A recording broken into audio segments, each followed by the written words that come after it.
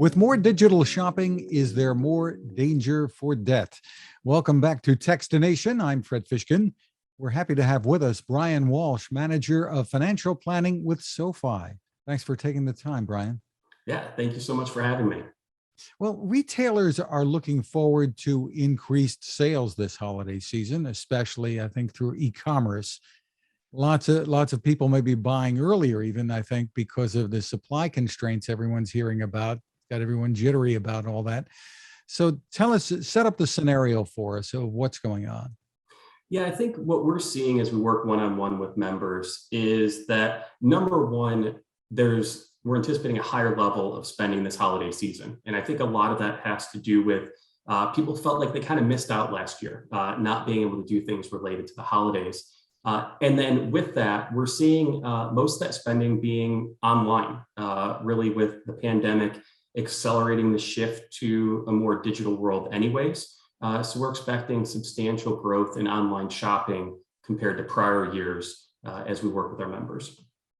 So I guess the question is, what's the problem? What are we cautioning people about? Yeah, I guess, at a high level, when you think about the convenience that comes with shopping online, that's amazing. I absolutely love going online and, swipe to buy. It makes my life simple. But that convenience can also lead to overspending if you're not careful in how you stay on top of your finances. What method you choose to pay with even has an impact.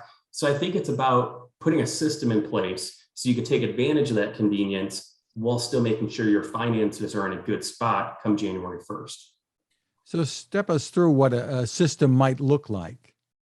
Yeah, I think, first and foremost, when it comes to shopping online, people want to take advantage of deals early, as you mentioned, with the supply chain crunches. But at the same time, sometimes a waiting period might be extremely beneficial for people to prevent impulse purchases, for example. I know I got into a little bit of trouble with a certain online retailer during the pandemic, and my wife was like, okay, you're waiting 48 hours before you buy anything and no more swipe to buying. And this little system like that can just prevent you from those impulse purchases that we're all kind of prone to making as online consumers. And the retailers online are doing their best to encourage us to jump in earlier and earlier with the Black Friday sales starting, I think, in October. I don't know when they began. Yeah, I think it's kind of a game back and forth, I guess, if you think of it that way, where retailers want to incentivize people to shop and take advantage of deals and do it as quickly as possible. But that's where the balancing act comes in with people staying on top of their finances. One question that I have, I guess, personally would be, if I see something that looks like a good deal now, being encouraged to buy, I'm wondering, well, is it going to be even better come Black Friday? Should I wait? It can be a real dilemma.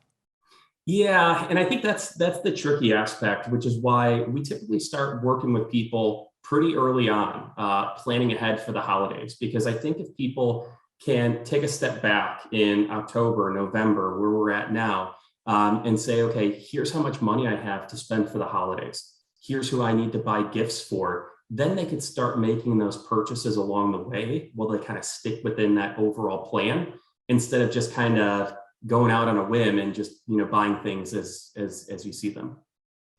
And when it comes to buying online, I suppose not all credit cards are the same when you're deciding how you're going to pay. What advice do you have? Yeah, I think it's really important, especially now, to think about whether or not the credit card you're using is the best one for your situation.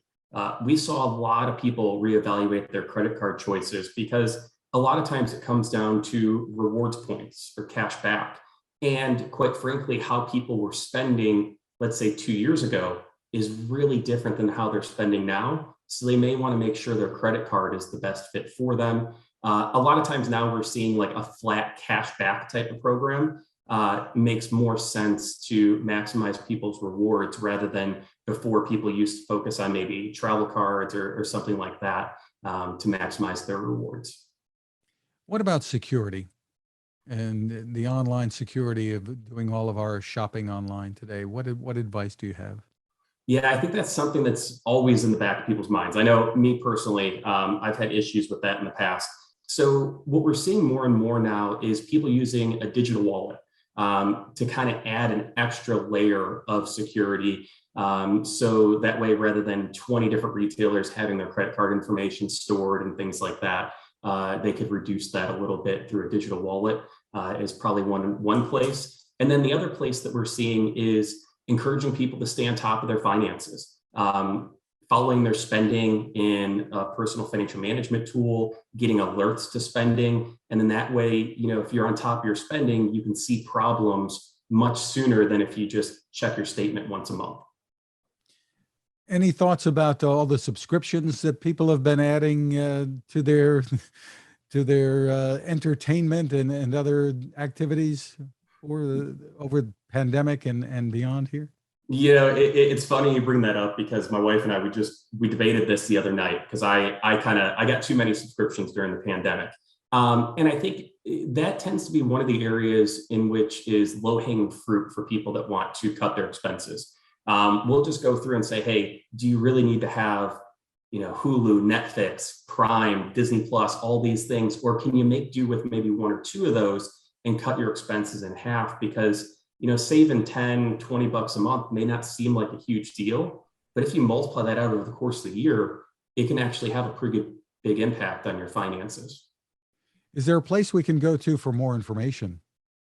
Yeah, so you can go to SoFi.com or download the SoFi app and explore different resources. I think one especially prevalent this time of year is SoFi Relay, where you can track your expenses, or even the credit card with the 2% unlimited cash back. And again, it's SoFi for people who are listening. Brian Walsh, thank you so much for taking the time with us. Yeah, thank you so much for having me.